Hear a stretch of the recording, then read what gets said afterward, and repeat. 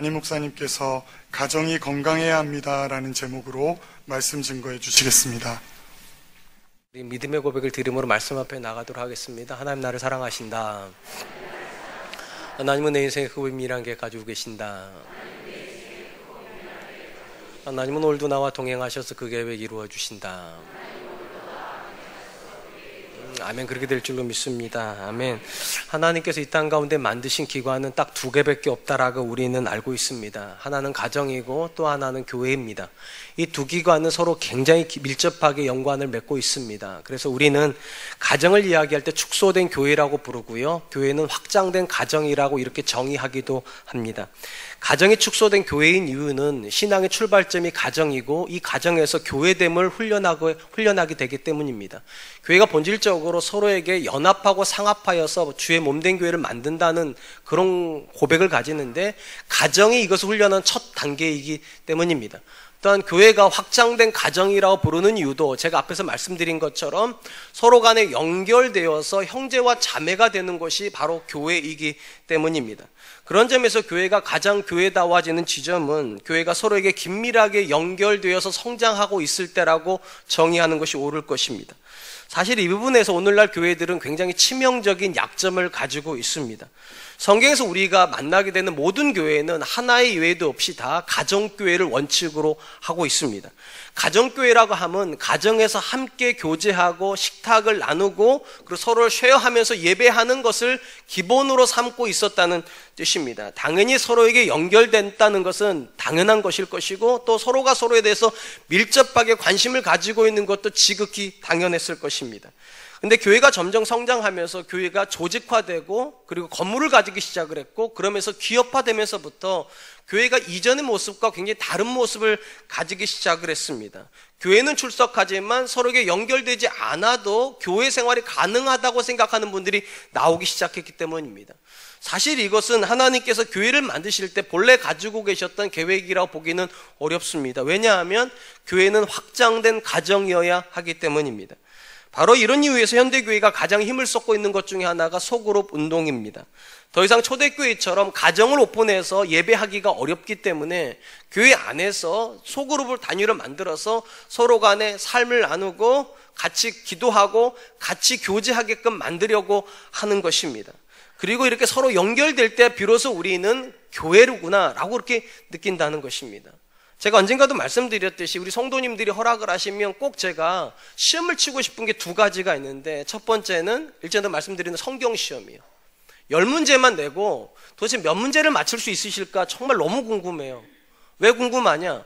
다 아시니까 안 배우시는 거라 생각이 되기 때문입니다. 그래서 진짜 아는지 한번 궁금해서 해보고 싶고, 두 번째 해보고 싶은 것은 종이 한 장에다가 내가 이 교회에서 아는 사람 이름을 다 한번 적어보라고 해보고 싶습니다.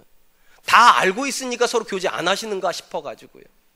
굉장히 안타까운 것은 오늘날 교회는 마치 무인도가 가능하다는 듯이 그렇게 신앙생활 하시는 분이 굉장히 많은 것 같아요. 나 혼자 와서 나 혼자 기도하고 나 혼자 예배드리다가 나 혼자 조용히 사라지는 것을 교회라고 생각하는 것 같습니다. 근데 성경이 말하는 교회는 본질적으로 가정의 확장이라는 것에 우리가 관심을 갖는다면 이런 일은 절대로 일어날 수 없어야 된다 생각합니다. 무엇보다도 가정과 교회 관계에서 가장 주목해야 될 것은 이 탄생 순서가 굉장히 의미가 있다고 생각을 합니다. 하나님은 교회를 먼저 만들어 놓으시고 교회에서 가정이 나오게끔 만드신 것이 아니라 창조의 순간에 가정을 만드시고 그리고 예수 그리스도가 이 땅에 오시면서 교회가 일어났습니다. 무슨 말인가 하면 건강한 교회가 건강한 가정을 만드는 것이 아니라 건강한 가정이 건강한 교회를 만드는 원리대로 그렇게 성경은 기록이 되어 있다는 것입니다. 그런 점에서 교회가 정말로 교회다워지는 지점은 사실은 가정이 회복되는 것입니다.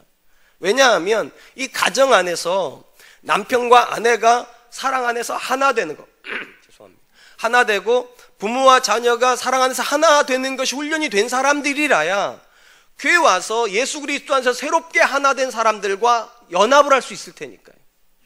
남편과 아내가 하나 되지 못했는데 어떻게 예수 그리스도 안에서 처음 만난 사람하고 성도 간의 연합이 되겠습니까?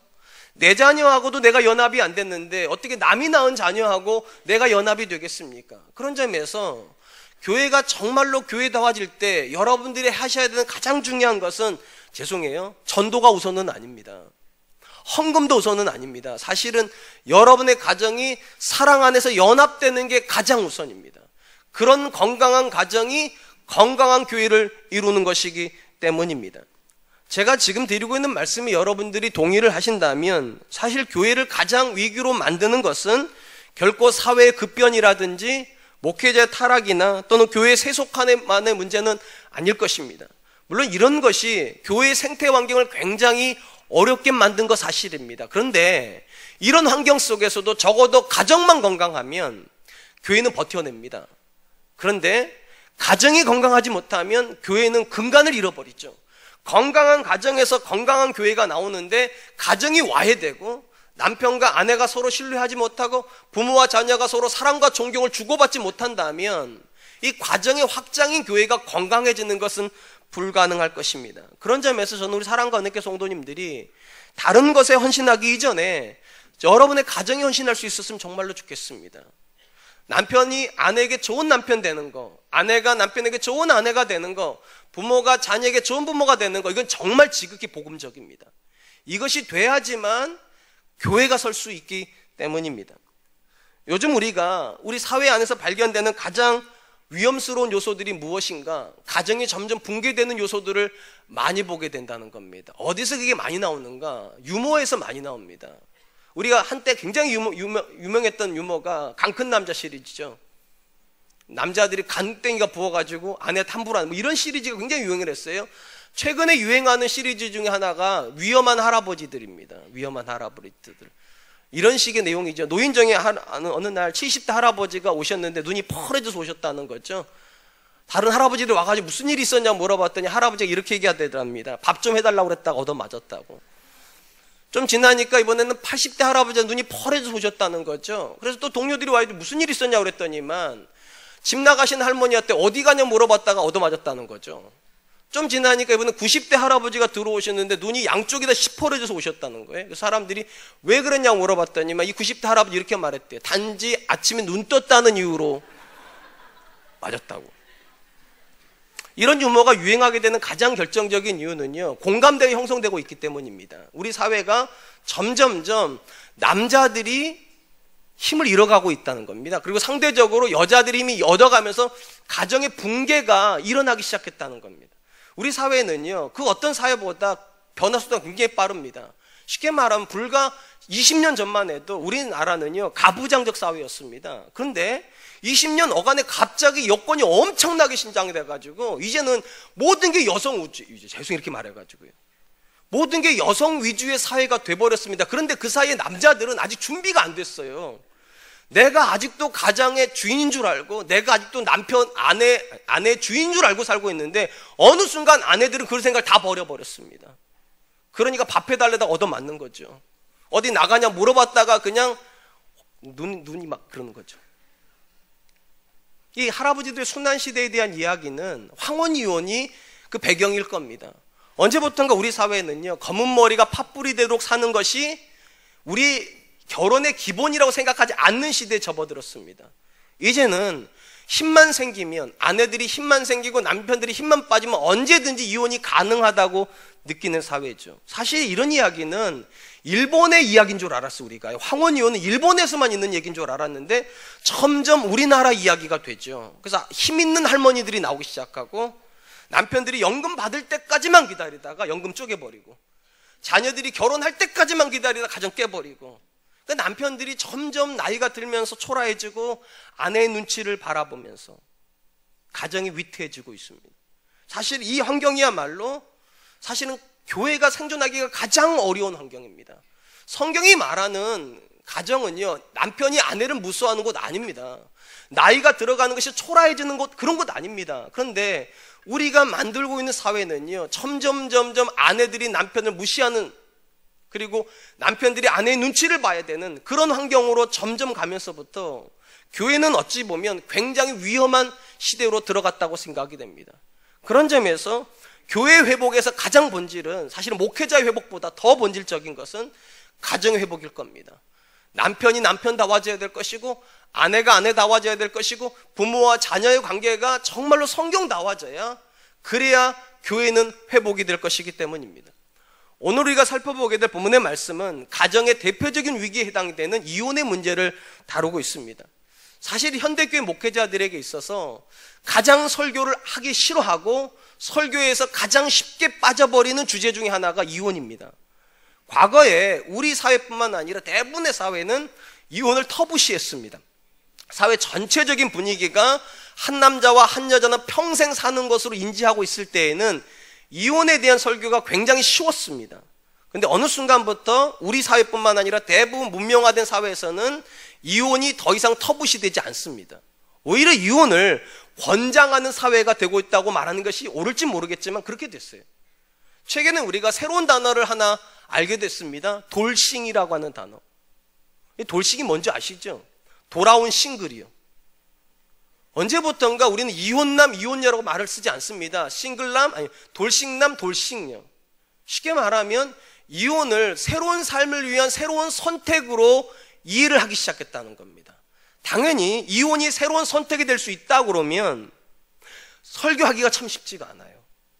저는 오늘 이 본문 말씀을 설교하면서 굉장히 마음에 부담스러운 것은 제가 하는 이 설교 때문에 이미 결혼 생활에서 어려움을 겪고 있는 분들이 정죄당할까 봐 굉장히 두렵습니다. 근데 그런 목적으로 설교하는 건 절대로 아니라는 거. 일단 이 본문에서 제가 주목하려고 하는 것은 이혼이 가능하냐, 이혼이 가능하냐가 문제가 아니라 원래 하나님께서 우리에게 주고 싶어 하셨던 결혼의 모습은 무엇인가? 그 원본의 그림을 조금만 들여다보자는 것입니다. 예수님께서 유대 지경과 요단강 근처에서 설교를 하고 계실 때 유대인들이 몰려왔습니다. 그리고 바리새인들이 예수님에게 이렇게 질문을 합니다.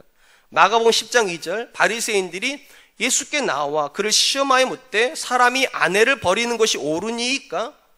바리새인들이 이 질문을 하게 된 배경이 있습니다. 예수님 당시에도 이혼의 문제가 굉장히 중요했기 때문입니다. 그도 그럴 것이 예수님이 공생애를 시작하실 때 한 사람이 먼저 죽죠. 그게 세례요한입니다. 세례요한이 왜 죽었는가? 헤롯이 죽였기 때문입니다. 그럼 헤롯은 세례요한을 왜 죽였는가? 헤롯의 결혼을 가지고서 세례요한이 끝까지 책망을 했기 때문입니다. 헤롯이 자기 동생의 아내였던 헤로디아를 사랑합니다.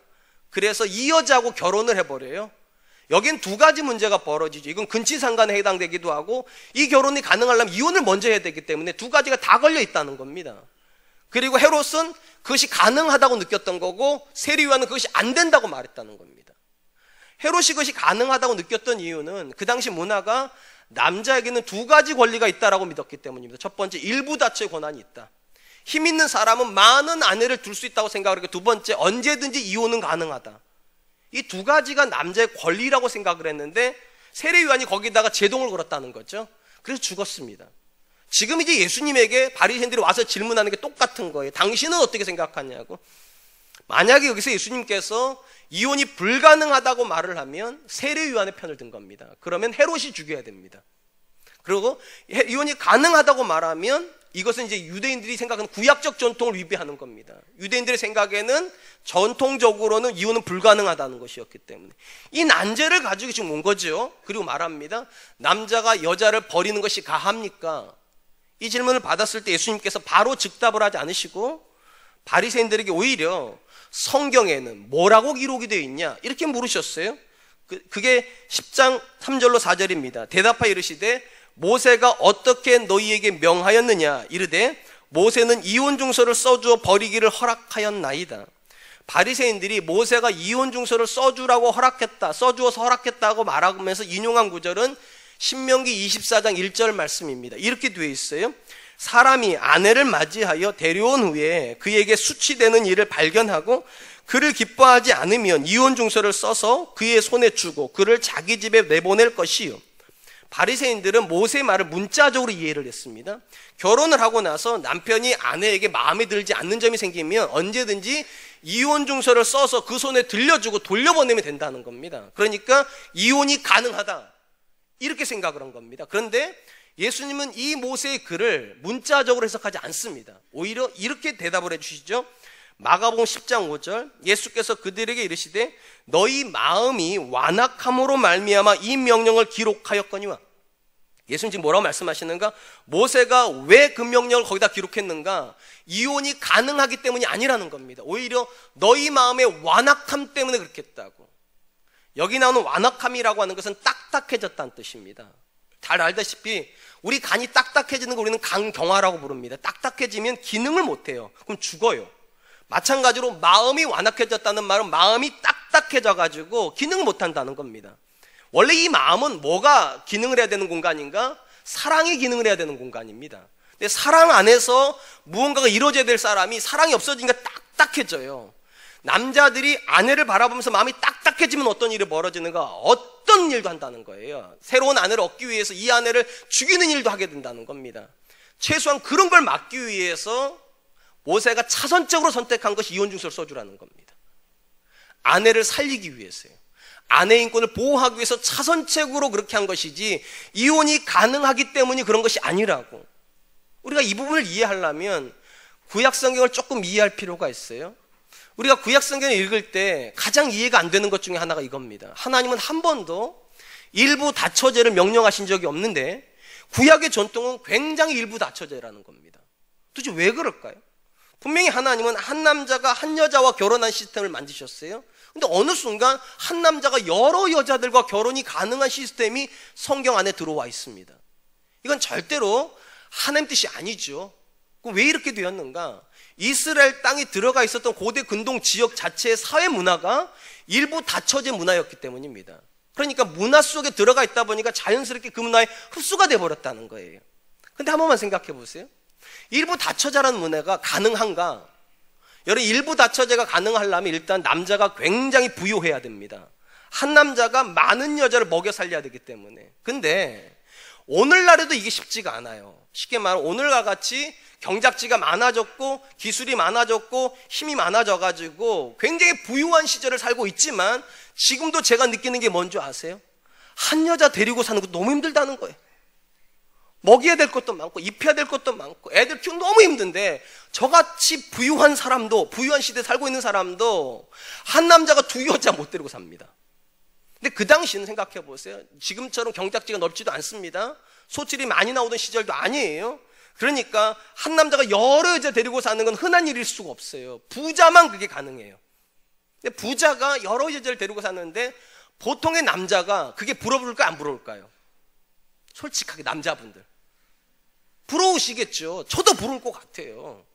능력은 안 되는데 나도 여러 여자 데리고 살고 싶은데 먹여 살릴 수는 없으니까 이 탐욕을 채우려고 하면 어떤 방법이 나와야 됩니까? 지금 살고 있는 여자를 어떤 방식으로든 쫓아내야 되잖아요. 어떤 방식으로든. 심지어 죽여서라도, 죄송해요, 쫓아내야지 새로운 가능성이 들어오겠죠. 그게 이 본문에 나오는 완악함이에요. 자기의 능력을 넓혀가지고 더 많은 여자를 데려올 생각을 하는 것이 아니라 자기 능력이 없으니까 어떻게 해서든지 내 아내를 쫓아내고 새로운 아내를 데리고 오려고 하는 이 완악함, 그 완악함이 들어오면 여자 인권은 없어져 버립니다. 그러니까 남자의 그 추악한 욕심을 채우기 위해서 여자를 이용하려고 하는 그 나쁜 마음을 모세가 막기 위해서 남자의 추악한 마음으로부터 여자 인권을 지켜내기 위해서 최소한으로 만들어 놓은 장치가 이혼중설 써주라는 겁니다. 그래야지 그 여자가 다른 남자한테 시집이라도 갈 수 있다는 것이죠. 일단 여기서 우리가 주목할 건 이겁니다. 이혼의 문제를 예수님께서 얘기하실 때 이혼의 출발점에 서 있는 것이 뭐라고 말씀하시는가? 완악함이라고 말하는데 주목하시기 바랍니다. 이 완악함이 뭐라고요? 사랑이 안 도는 딱딱한 마음입니다.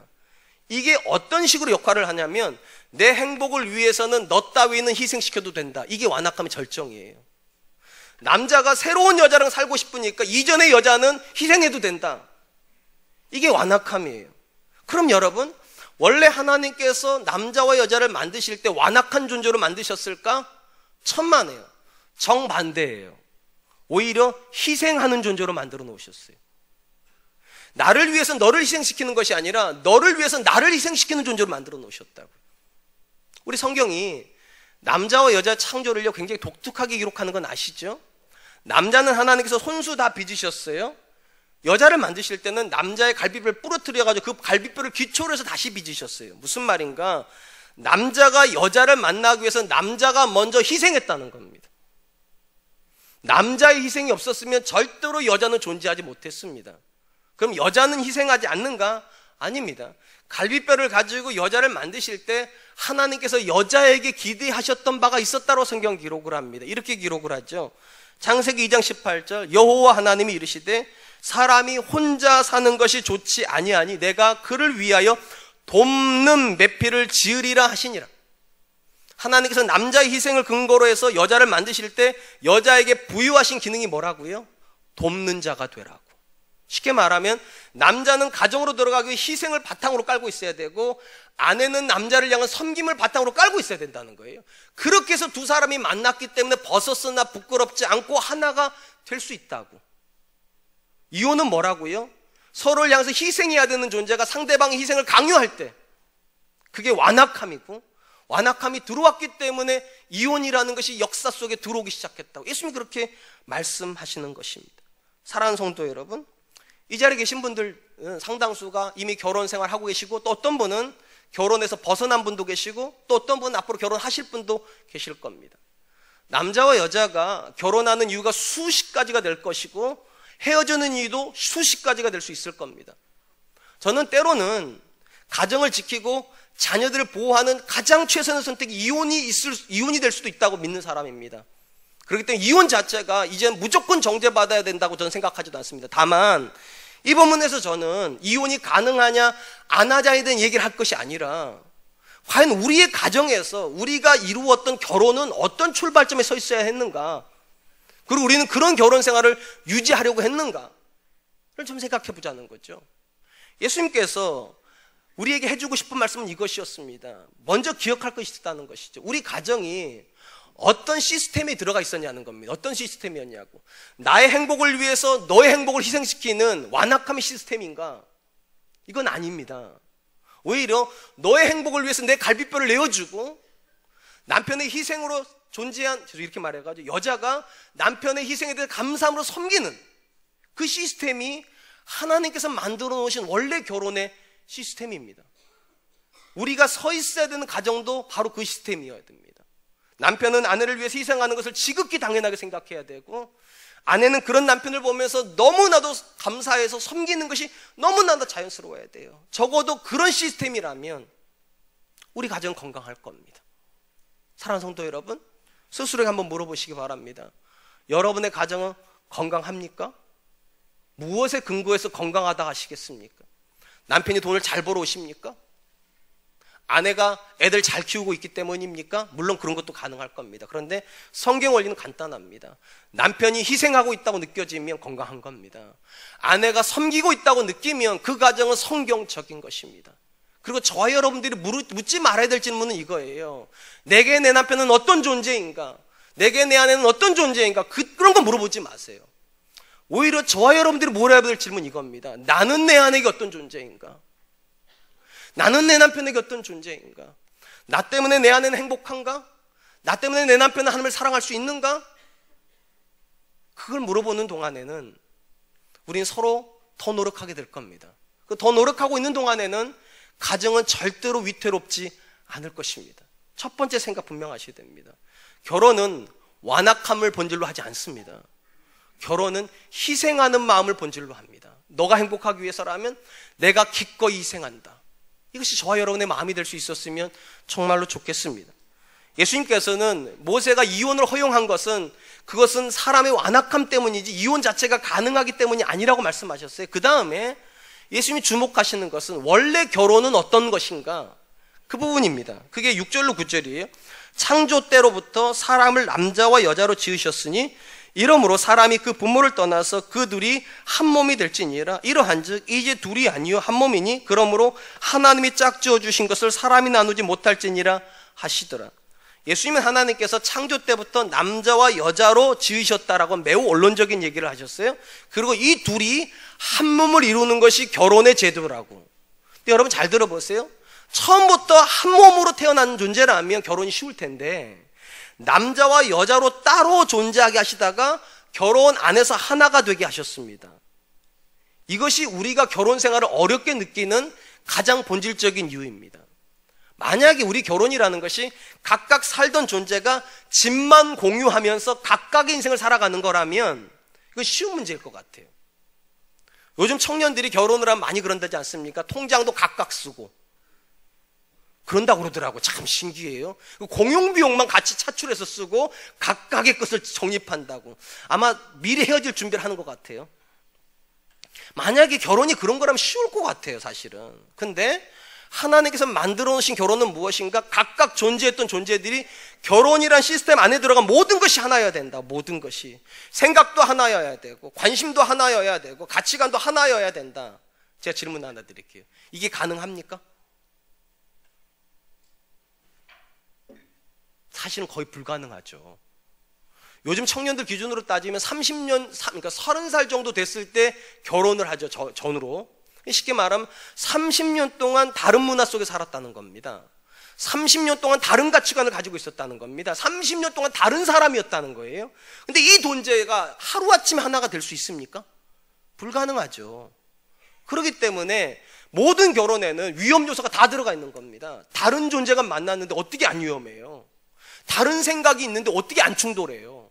그러니까 결혼하고 나서 싸우는 것을 이상하게 느끼는 건 그게 이상한 거예요, 사실은.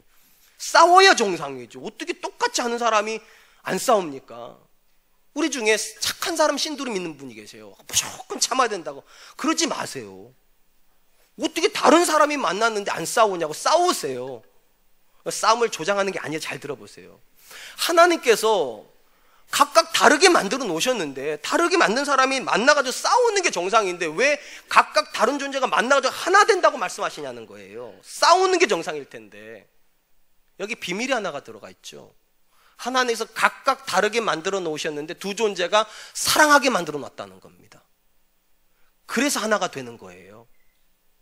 갈등이 없는 게 아니라 갈등을 상쇄시키는 원리가 들어가 있다는 거예요. 사랑하면 갈등은 상쇄가 돼요. 내가 사랑하는 남자가 저렇게 생각을 한다면 내가 맞춰주지 뭐. 내가 귀하게 여기는 아내가 저걸 원한다면 내가 그까지 해주지 뭐. 이렇게 되는 거죠. 성경에 보면 아담이 하와를 만났을 때 첫 마디가 뭐였는 줄 아세요? 이렇게 되어 있어요.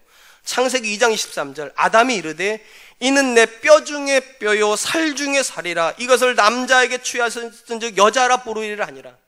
생생하게 읽어드리면 이렇게 읽는 거예요. 내 모든 뼈를 내줘도 어떻게 이런 여자 만났을까? 내 모든 살을 내어주어도 어떻게 너 같은 여자가 나오겠냐고. 정말 너무 아름답다고. 정말 너무 멋있다고. 그러니까 부모를 떠날 수 있다는 거예요. 사랑하니까. 사랑하면 갈등은 문제가 되지 않습니다. 하나님도 아세요. 남자와 여자가 다르다는 걸. 제가 올해로 21년 살고 있는 제 아내를요, 제가 지금까지 느끼는 게 뭔지 아세요? 제 아내는 아직도 저를 잘 모릅니다. 여자는 남자를 죽었다 깨어나도 몰라요. 또 여자는 똑같이 말할 거예요. 남자는 여자를 죽었다 깨어나도 모를 거라고. 맞아요. 평생 모르고 살 거예요. 그런데 사랑하면 아무 문제 없어요. 사랑하는 동안에는 어떤 갈등도 위기로 가지는 않습니다. 근데 뭐가 문제가 되는가? 점점 우리 사회가요, 사랑해서 결혼하지 않기 때문입니다. 특별히 어머님들이 딸한테 뭐라고 말하는 줄 아세요? 이렇게 말하죠. 사랑이 밥 먹여주냐? 결혼해봐라. 몇 달만 지나면 사랑 그까지 아무것도 아니다. 눈 딱 감고 엄마가 하라는 결혼해. 조건 맞춰서. 근데 여러분, 얼마든지 조건 맞춰서 결혼할 수 있다고 생각합니다. 그리고 나서 사랑할 수 있다면 더 다행이겠지만, 잘 들어보세요. 조건을 맞춰서 결혼할 수 있을지 모르겠지만 그 조건이 위기를 이겨내게 할 수는 없다는 겁니다.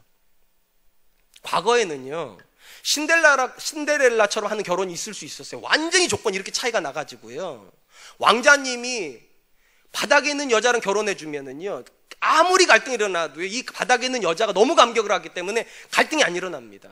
근데 지금 거의 조건이 비슷비슷해요. 너나 내나예요. 그러다 보니까 갈등이 일어나면 내가 왜 이걸 참아야 되나 이렇게 나와버려요. 조건끼리 부딪히는 거니까. 근데 사랑하면 그런 일이 없어지죠. 조건으로 결혼한 게 아니니까. 내가 사랑하는 남편인데, 내가 사랑했던 여자인데, 나 때문에 저 여자가 저렇게 슬퍼하는데, 나 때문에 저 남자가 저렇게 힘들어하는데 내가 맞춰줘야지. 하나님께서 왜 저와 여러분들에게 사랑하라고 그러셨을까요? 사랑 안에서만 갈등이 해결되기 때문입니다. 사랑하는 성도 여러분, 우리 가정 안에 지금까지도 아마 남자는 여자는 남자를 이해하지 못하기 때문에 일어나는 갈등들이 있을 거예요. 그게 얼마나 큰지는 중요하지 않아요. 진짜 중요한 건 그럼에도 불구하고 사랑하냐는 겁니다. 저는 진짜로 많이 싸웠습니다. 제 아내랑요. 오죽하면 우리 큰아들이 저한테 그러잖아요. 아빠 제발 싸웠다는 얘기 좀 그만 좀 하라고. 창피하다고. 제가 우리 아들한테 하는 말씀, 그게 왜 창피하냐고. 엄마 아빠가 달라서 싸우는 거고 싸움의 목적이 헤어지는 게 아니라 조율하기 위함인데 그게 왜 창피하냐고. 진짜 중요한 건 아직도 아빠가 엄마 사랑한다고. 엄마도 아빠 사랑한다고. 그럼 된 거 아니냐고. 근데 진짜 물어야 될 질문은 얼마나 싸우느냐 안 싸우느냐가 아니라 그럼에도 불구하고 사랑하냐는 겁니다. 언제부턴가 우리 사회가 이런 문화죠. 사랑하다가 일정 시간이 지나면 정으로 산다고. 제가 진짜 물어보고 싶습니다. 우리 선배님들에게. 몇 년쯤 지나면 사랑이 정으로 바뀌던가요? 제가 올해 21년째 살고 있습니다. 근데 아직도 저는 제 아내를 사랑합니다. 그래서 진짜 궁금해요. 언제쯤이면 정으로 바뀔까? 저는 안 바뀐다고 믿는 사람입니다. 왜냐하면 성경에 정으로 산다는 말이 없어요. 사랑하는 거죠. 한 번 살이면 평생 살이고 한 번 뼈면 평생 뼈죠. 이는 내 살 중에 살이고 내 뼈 중에 뼈. 선언이에요, 그냥요. 그거는요. 쉽게 말하면 사랑하다가 식어져 가지고 정으로 사는 건 성경의 원리가 아닙니다. 사랑했으면 앞으로도 사랑하셔야 되고 사랑이 안 되면 사랑이 되도록 노력을 해야 됩니다. 그래야지만 가정은 건강하죠. 제가 방금 전에 노력이라는 말을 썼습니다. 모든 사랑은요, 노력이 수반이 돼야 됩니다. 젊을 때는 아내분들이 아무것도 안 해도 그냥 예뻤어요. 저도 그랬어요. 제 아내가 그냥 너무 예뻤어요. 근데 지금은 마스크백을 해줘야 예뻐요. 피부 관리도 하셔야 되고 머리도 좀 염색도 좀 해야 되고 그게 아내가 노력하는 거죠. 그래야 사랑스럽죠. 남편도 마찬가지입니다. 젊을 때는 그냥 남편이 멋있었죠. 근데 지금 아내들한테 물어보세요. 멋있는 남편이 좋으냐고. 아닐 겁니다. 자기를 이해해주는 남편이 멋있다고 그럴 겁니다. 그 남편이 아내를 이해하는 게 뭡니까? 아내가 젊을 때처럼 그렇게 몸이 건강하지 않단 말이죠. 그러니까 밥도 함께 좀 차려주고 청소도 좀 도와주고 좀 가끔 밖에 나가서 외식도 좀 하자고 그러고 그러는 게 사랑 있죠. 그건 저도 잘 안 되지만 그냥 가만히 있으면 되는 사랑이라면 누구나 합니다. 근데 성경이 말하는 사랑은 노력하는 겁니다. 하나님이 우리를 사랑하시잖아요. 우리가 사랑받을 만한 존재가 아님에도 불구하고 사랑하시려고 노력하시잖아요. 마찬가지입니다. 사랑하는 성도 여러분, 갈등이 존재하는 거 사실입니다. 평생 사시면서 아마 갈등은 계속 있을지 모르겠습니다. 그럼에도 불구하고 우리 가정이 왜 건강할 수 있습니까? 사랑으로 연합하라고 만들어 놓으셨으니까요. 이는 내 뼈 중에 뼈요 살 중에 살이라. 이 고백이 평생 식지 않았으면 좋겠어요. 눈에 콩깍지 낀 것처럼 평생 내 남편이 멋있고 평생 내 아내가 아름다운 그런 사랑을 좀 가꿀 수 있었으면 좋겠습니다. 이제 마지막 부분입니다. 오늘 본문에서 예수님께서 하신 말씀 중에 굉장히 독특한 표현이 하나가 있어요. 거기 이렇게 되어 있잖아요. 하나님이 짝지어 주신 것을 사람이 나누지 못한다. 이게 굉장히 독특해요. 한번 잘 들어보세요. 오늘 본문의 원래 질문은요, 이혼에 대한 질문이었습니다. 근데 예수님께서 이혼에 대한 이야기는 거의 안 하시고 결혼에 대한 이야기만 하세요. 왜 그러셨을까요? 이혼에 대한 질문이면 저 같으면 이혼의 본질이 뭐냐? 이혼은 어떤 과정을 거쳐야 되고 어떻게 숙려 기간을 거치며 어떻게 회복이 돼야 되는 그런 이야기를 해야 될 것 같은데 이혼에 대한 얘기는 거의 안 하시고 거의 대부분을 다 결혼에 대한 이야기로 할애해 버리십니다. 왜 그랬을까? 답은 의외로 간단한 것 같아요. 하나님께서 원래 계획해 놓으셨던 결혼에 대한 이해가 부족하기 때문에 이혼으로 들어간다는 겁니다. 하나님께서 원래 계획해 놓으셨던 결혼에 대한 이해만 있으면 각 사람이 각각의 다른 결정을 하기가 쉽지가 않을 거라는 거예요. 그리고 그거의 가장 본질이 뭐냐? 하나님이 짝지어 주셨다는 생각이요. 제가 여러분 질문 하나 드릴게요. 여러분 결혼은 하나님께서 짝지어 주시는 겁니까? 내가 짝을 찾는 겁니까? 잘 이해를 못 하셨나 본데요. 다시요. 결혼은 하나님이 짝지어 주시는 겁니까? 내가 짝을 찾는 겁니까? 그런데도 그렇게 결혼하셨어요? 라고 말하면 참 답답하시겠죠. 근데 한번 잘 들어보세요. 우리 성경에서요, 하나님께서 사람에게만 주신 독특한 게 하나가 있습니다. 그게 자유의지입니다. 모든 동물에는 자유의지가 없기 때문에 복종하는 겁니다. 모든 동물은. 그런데 사람은 복종이란 말을 쓰지 않죠. 순종이란 말을 쓰죠. 쉽게 말해 자발적인 복종입니다. 그거는요. 그러니까 사람만은 선택을 합니다. 선악과를 먹을 것인가 말 것인가 선택을 합니다. 하나님 믿을 것인가 말 것인가 선택을 합니다. 그러면 이 관점에 따지면 우리가 배우자를 선택을 하는 게 맞죠? 그죠? 근데 이 본문이 뭐라고 말했습니까? 하나님이 짝져 주셨다고.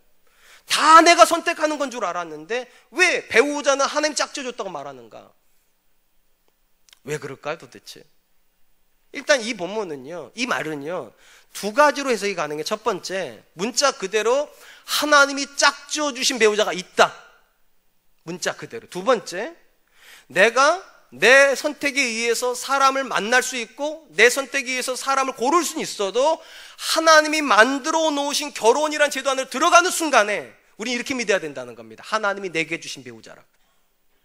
두 가지 가능성은 다 성경적입니다. 왜냐하면 우리 중에는 정말 어려서부터요, 기도 제목을 정해놓고 기도해가지고 배우자를 만난 분이 계세요. 제 아내 같은 분이요. 제가 기도 응답이에요. 제가 제 아내예요. 안 믿으시겠지만. 근데 저는 그렇게 안 했어요. 어릴 때부터 너무 가난해가지고 전 결혼 못할 줄 알았기 때문에 배우자에 대한 기도는 해본 적이 없어요. 그러다가 제 아내를 만난 순간부터 결혼에 대한 기도를 해야 돼. 그래서 그때부터 저는 기도를 했어요. 그럼 저는 성경적이지 않은 결혼을 했나요? 저는 그렇게 생각하지 않아요. 어느 경로로든 결혼에 들어갈 때, 결혼이라고 하는 틀 안에 들어갈 때는 한 가지는 분명히 믿어야 된다는 겁니다. 결혼은 하나님이 하시는 일입니다. 여러분들이 그 배우자를 데리고 들어왔던, 하나님이 그 배우자를 주셔서 들어왔던 간에 다오지간 결혼이라는 틀 안으로 들어올 때는 확실히 하나님 믿고 들어와야 된다는 겁니다. 하나님이 짝져 주신 배우자라고. 이 고백을 가지고 결혼 안으로 들어가는 사람과 이 고백이 없이 내가 그 사람을 만났고 그 사람이 나를 선택해서 하는 결혼이 무게가 같을 수 있습니까? 절대로 같을 수 없습니다. 만약에 결혼이 사람의 선택이라고 말하면 사람은 후회를 합니다. 내가 그때 왜 그 사람을 사랑했을까? 내가 왜 그 사람이랑 결혼했을까? 그렇기 때문에 사람의 선택은 반드시 후회가 남고 후회를 하다 보면 이혼도 하는 겁니다. 근데 이 부분이 뭐라고 말하는가? 네가 한 선택이지만 하나님의 결정이라고. 무게가 달라요. 그럼 견뎌내야 돼요. 거긴 책임감이 따라요. 하나님은 가정을 가지고 교회를 만드시는 꿈을 가지시니까요. 그리고 그 확장된 교회를 가지고 구원을 이루시려고 하는 하나님의 원대한 계획이 들어가 있기 때문에. 그러니까 내가 결혼에 실패하는 건 단순히 나 하나의 실수가 아니라, 죄송해요 이렇게 말해서, 그건 하나님의 실수가 돼버려요. 잘못하면요. 그래서 무거운 거예요. 그래서 하나님 말씀하신다고요. 원래 하나님이 만들어 놓으신 결혼에 대한 이 그림이 들어가면 내가 한 여자를 버리고 한 남자를 떠나보내는 게 그렇게 쉬울 수가 없다고. 이거는 하나님의 일이니까. 연애는 사람의 일이 될 수 있어요. 내가 이 사람 좋아하고 저 사람 좋아하다가 이 사람 싫어하고 저 사람 좋아하고 사람의 일일 수 있어요. 그런데 결혼만큼은 절대로 하나님의 일이에요. 그리고 지금 결혼하셨다면 명심하세요. 여러분이 선택한 배우자 아니에요.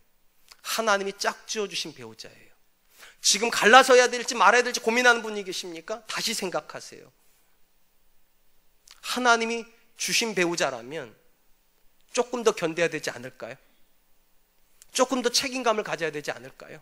내가 실패했다고 나 하나의 실패로 끝난다면 쉽게 할 수 있을지 모르겠지만 나의 실패가 하나님의 실패가 된다면 생각을 달리 해야 되겠죠. 또 혹시 이미 그런 결정을 하셨다면 제가 다시 한번 말씀드리고 싶습니다. 여러분 자녀에게는 건강한 가정이 생기길 위해서 기도하십시오. 그것이 성경적입니다. 이제 말씀을 맺으려고 합니다.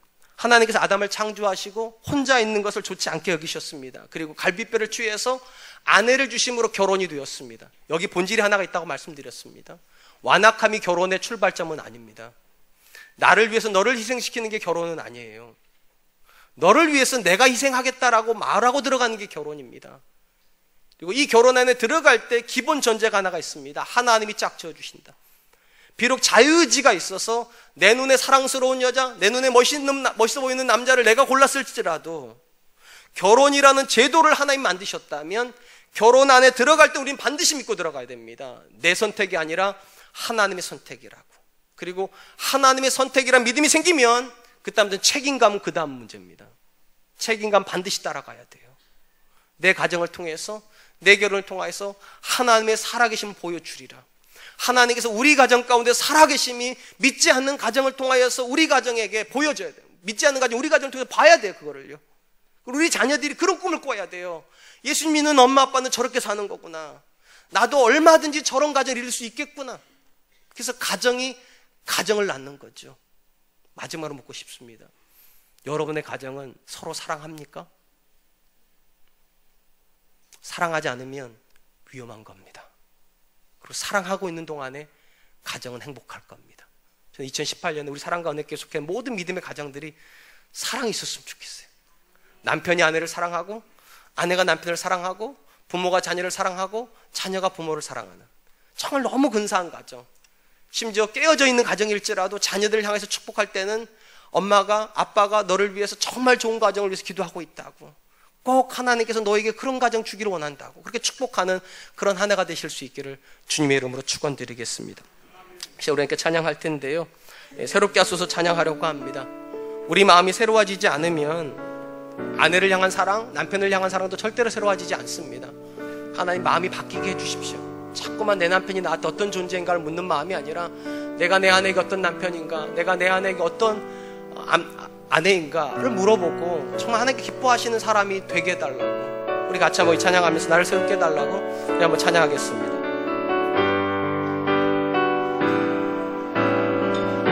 새롭게 하소서, 새롭게 하소서 주님, 상한 나의 마음을 새롭게 하소서, 새롭게 하소서 주님, 주님 마음 주소서. 내 안에 있는 모든 것들을 간절히 주님만 원합니다. 주님만 바라는 간절한 나의 마음, 주님으로 채우소. 내 안에 있는 모든 것들을, 내 안에 있는 모든 것들을 간절히 주님만 원합니다. 주님만 바라는 간절한 나의 마음, 주님으로 채우소서. 제가 성경의 말씀 중에 좋아하는 말씀 중에 하나가 하나님이 인생이 아니시니 후회함이 없다는 말입니다. 하나님께서 저와 여러분을 사랑하실 때 절대 후회하지 않으셨다는 말은 하나님께 저와 여러분들에게 그 배우자 주실 때 후회하지 않으셨다는 뜻일 겁니다. 나는 그 배우자 때문에 실망할 수 있습니다. 내가 생각했던 모습이 아니기 때문에 절망도 할 수 있습니다. 그런데 하나님을 믿으신다면 하나님께 그 배우자 안에서 일하실 수 있다는 사실도 인정하십시오. 그리고 그 배우자가 변화되기만을 기다리지 마시고 내가 먼저 변하는 것, 내 갈비뼈를 내어주고 내가 먼저 섬기는 사람이 되는 것이 완악함을 벗어내는 가장 지름길이라면 하나님 내 마음을 바꿔주십시오. 후회스러운 결혼을 했다고 말하기 전에 하나님께서 내게 건강한 배우자 주셨을 텐데 내가 잘 만나지 못했다고, 내가 잘 섬기지 못했다고, 하나님 나를 좀 바꿔달라고, 내 자녀에게 건강한 가정을 물려줄 수 있게 해달라고 우리 한번 같이 기도했으면 좋겠고, 마음을 새롭게 함으로 배우자를 더 사랑하고 더 이해하게 해달라고 우리 같이 한 번만 기도하도록 하겠습니다. 기도하겠습니다. 사랑이 많으신 하나님 감사합니다.